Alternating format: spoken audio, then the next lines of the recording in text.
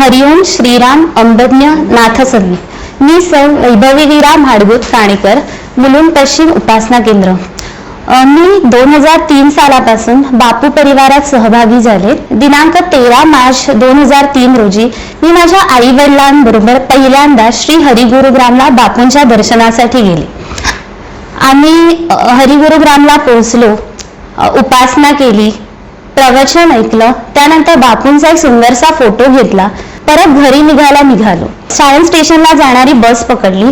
बसमध्ये लोकांची कुजबूज ऐकू आली की कुठेतरी बॉम्बस्फोट झालाय. आम्ही घरी फोन केला तेव्हा बहीण खूप घाबरली होती. तिने सांगितलं की आज मुलुंड स्टेशनला कर्जत गाडीत बॉम्बस्फोट झाला, पण आम्ही दोघीही सुखरूप घरी आहोत.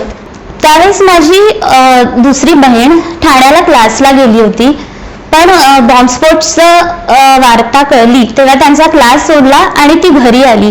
पण मोठी बहीण मात्र घरी आली नव्हती आणि तिच्याशी कुठलाही संपर्क होऊ शकत नव्हता. आणि ताईची नेहमी घरी येण्याची तीच वेळ होती आणि इथेच बापूंची लीला सुरू झाली.